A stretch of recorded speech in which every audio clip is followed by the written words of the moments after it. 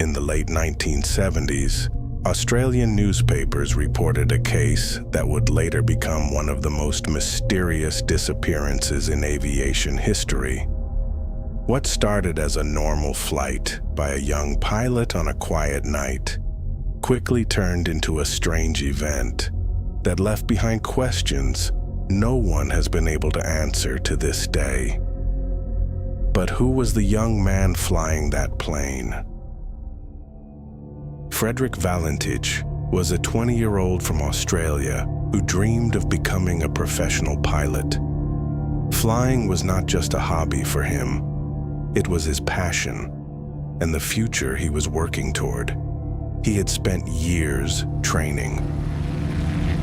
By that time, he had logged more than 150 hours of flight experience, enough to begin flying longer distances with confidence.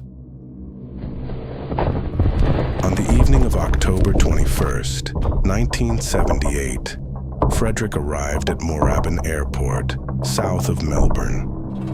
He was preparing for a night flight to King Island, a small island across the Bass Strait. When he filed his flight plan, he told airport staff that he was going to King Island to pick up some friends and buy seafood from the island. The trip would also allow him to gain more flight hours and build more experience as a pilot. It was a relatively short trip. The flight was expected to take less than an hour. Nothing seemed unusual that night. The weather was calm. The sky was clear. No dangers had been reported. At 6:19 p.m., his small aircraft, a Cessna 182, took off and slowly climbed into the evening sky.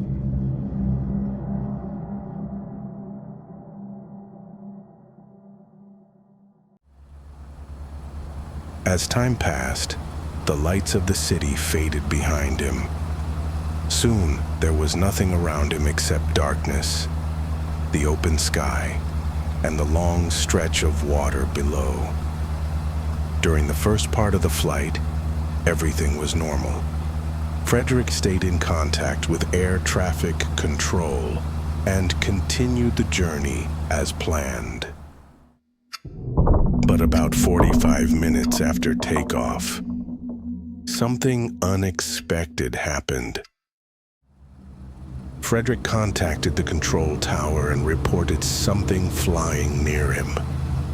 At first, he was not sure what he was seeing, but he said it was moving at an unusual speed. He explained that the object was below him, then passed above him, and later approached from the east. The controller asked if he could identify it. Frederick could not give a clear answer. He said the object was long in shape and had a green light. Its surface looked shiny, almost like metal reflecting light. What made it even stranger was the way it moved. It did not move like a normal airplane. It would suddenly slow down, then change direction easily, as if it was not affected by the same limits as other aircraft. Then he reported something even more worrying. The object had stopped in the air and was now hovering above him.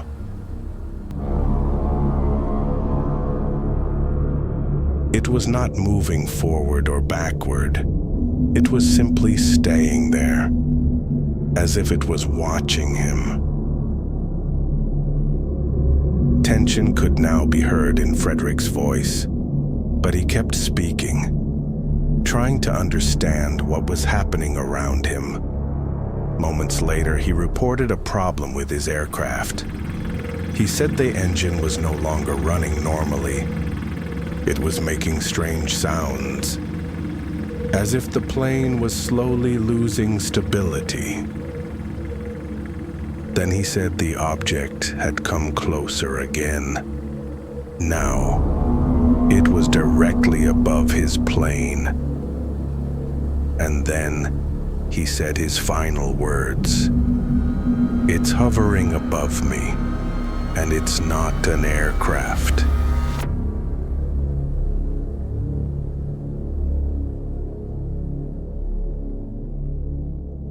That was the last moment his voice was clearly heard.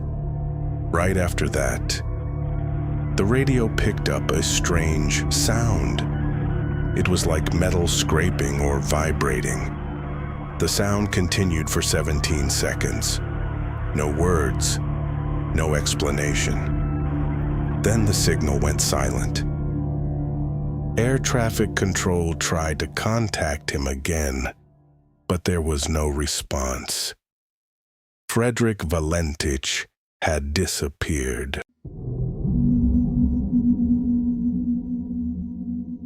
A large search operation was launched soon after.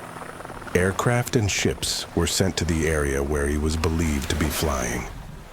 Large sections of the sea were carefully searched, but nothing was found. No wreckage, no trace of the plane, no evidence explaining what had happened. It was as if the aircraft had simply vanished. In the following days, several witnesses reported seeing strange lights in the sky on that same night. Some described a green light moving silently across the sky. Others said they saw an unclear object near a small aircraft. Weeks later, a photograph taken by chance during sunset in the same area appeared. The image seemed to show a strange object in the sky, but experts could not agree on what it really was. Even today, this case is still considered one of the strangest mysteries in aviation history. A young pilot disappeared in a clear sky while describing something he could not identify, and no one ever discovered what was flying above him that night. Was it an unknown military aircraft? Did he lose his sense of direction in the darkness? Or was that unknown object not an aircraft at all, but something from somewhere else that took him from the sky and disappeared with him forever?